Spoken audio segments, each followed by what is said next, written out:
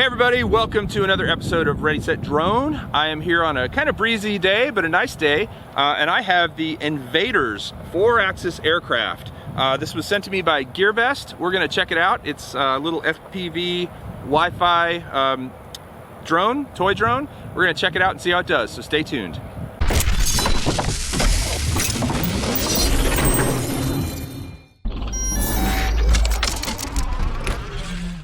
Okay, so as I said, thanks to GearBest for sending me the Invaders quad. I definitely like the look of this thing. It looks a lot like the Blade Inductrix. It does have these ducted fan covers or motor covers over the props that kind of protect it for indoor flight. It has barometer hold, so for altitude. It has a camera built in. It has LEDs, and it's, you know, pretty standard fare. Pretty small. I've already actually downloaded the app. The app is available on the App Store in iOS or Android Play. Here's what it looks like. Here's how big it is. It's kind of a, like I said, pretty small little guy.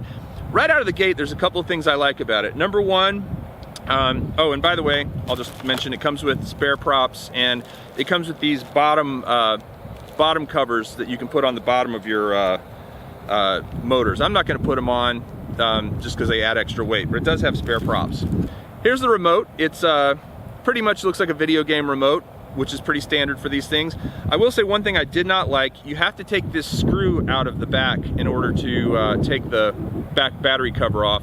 It does take AAA batteries, 4 AAAs. So if you're going out and thinking you're going to do AA's, make sure you have some AAAs handy, and you'll need a small screwdriver. It doesn't come with one. It charges via USB. Here's the little USB port. Has a little 1S battery with a pretty standard connector. Now, you know what? It must be a 2S battery, and the reason I say that is because it has a balance plug, and 1S batteries usually don't have a balance plug. So it must be a 2S battery. It's still pretty small, but that would make sense because it's a little bit bigger than most of the 1S batteries I have. So just a pretty standard little battery. I'm going to set this down for a second. Now I'm going to tell you a couple things I like about this guy right out of the gate. First of all, it does not require a screwdriver to open the battery door. You just pull down on this right here and that pops open. And here is that battery I was talking about. And I will confirm, yes, it is a 2S battery, 7.4 volts.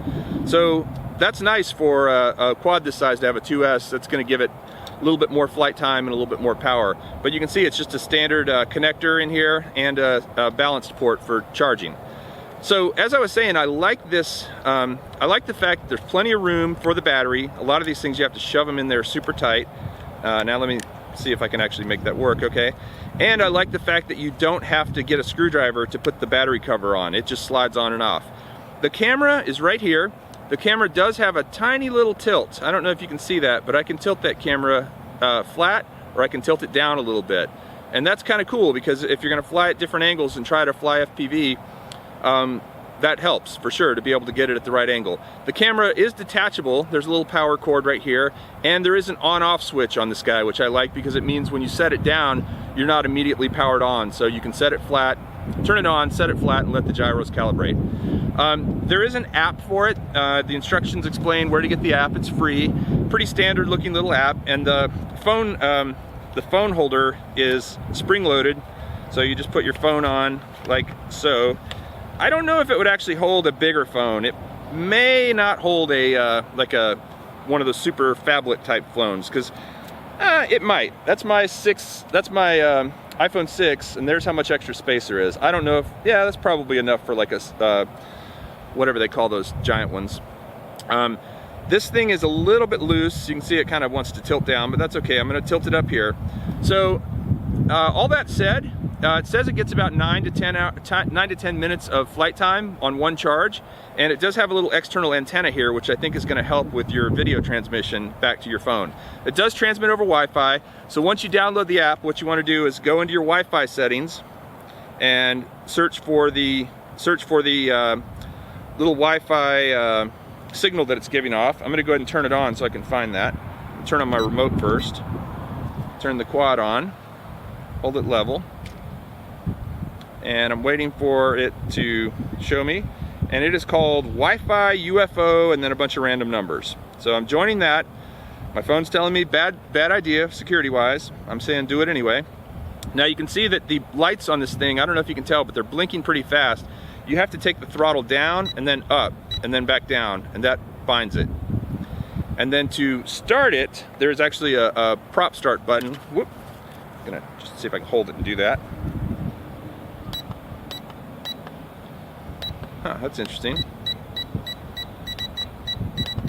Why is it? That's really weird. It's the props aren't starting. Maybe I'm not holding it level enough. Let me try this. I'm gonna turn it off and then back on. I flew it just a few minutes ago and it was fine. All right, everybody off. Okay. Back on with the remote. Back on with the quad. Let me go ahead and set it down right here. I'm gonna go ahead and open the app, which is called GX_UFO. All right, I am getting a live feed of it. I'm gonna roll a little bit of video, which you can do from the app. And I'm going to start the motors. It's interesting. There we go. I had to push the throttle up and then down. All right, here we go. Okay, so we are rolling a little bit of video. It's pretty breezy today. I've got it in its highest flight rate right now in order to fight the wind, and it's still getting pushed backwards. I may have to go get it.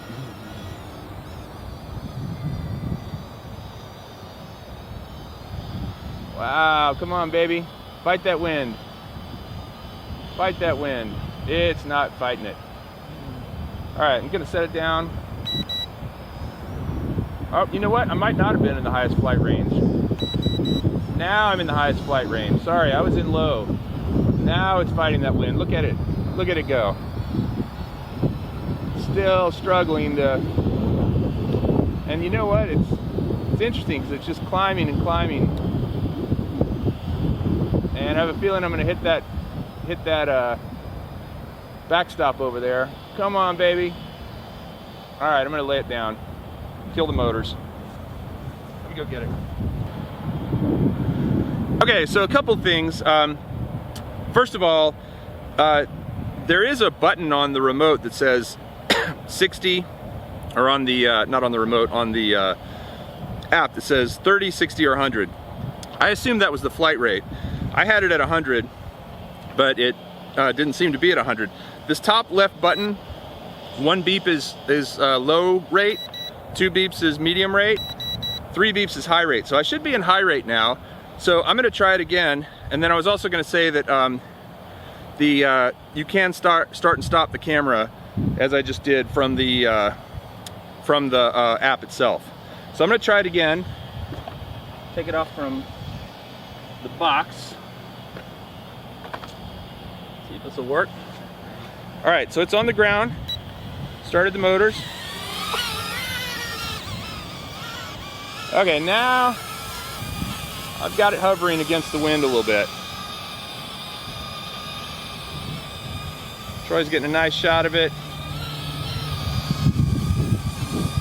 I'd say we probably got a 12 mile an hour wind out here.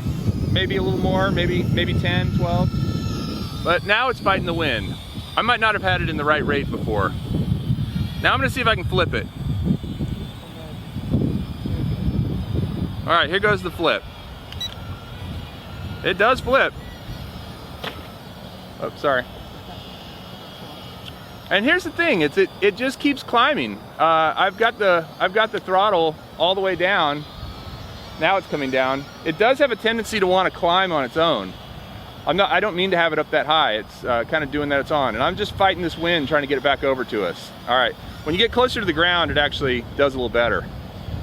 Kind of crashed there. I'm gonna try it again.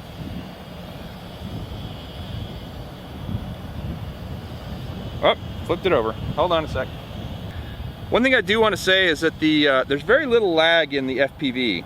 You can see I'm kind of waving it around right now, and I'm talking, and I'm going to try and put this footage on put the footage from the quad on the screen. That's pretty much real time, even over Wi-Fi, which is not too bad. Usually there's a bit of a lag with Wi-Fi.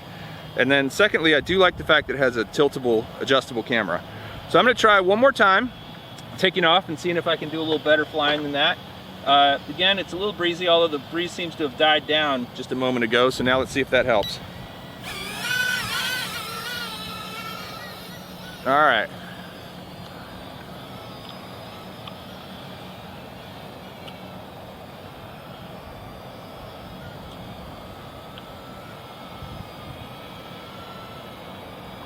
One more time for the flip. It flips pretty well, actually. Doesn't lose a whole lot of altitude. I will say that these ducted motors sometimes cause these things to be a little less efficient. They're not as, they're not exposed, which is great if you're flying indoors, but they do cause them to be a little bit less efficient. But let me see if I can just get a good hover over here.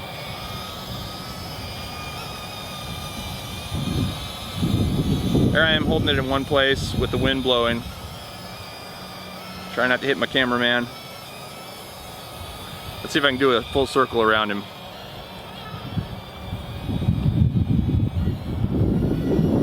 Whoa, there's that wind picking up.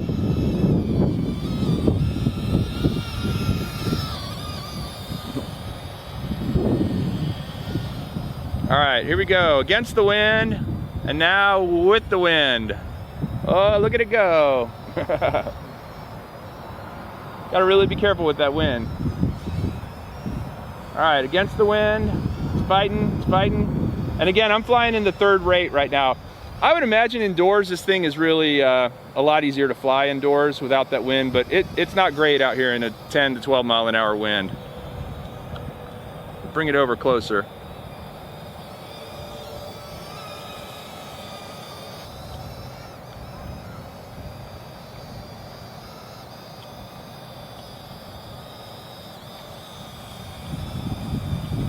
The Invaders, pretty decent little quad, honestly. I like the look of it. The camera quality is not too bad for a camera that's this tiny. You can tilt the camera up and down, which I like. It's got a 2S battery, which is better than a little 1S on these things. And it has 3 flight rates. You can flip it. My only complaint really is that it doesn't do very well in the wind, as you can see. It fought it in rate 3, in the highest rate, but it was struggling, and I think it cut the battery life short. I do want to try this thing out indoors. Like I said, I think it's going to be a lot easier to fly indoors. But for now, I will leave a link if you want to check it out, see the pricing and all the specs on GearBest. Thanks for watching. I hope you liked this video. If you did, please subscribe, hit the like button, and we'll see you next time on Ready, Set, Drone.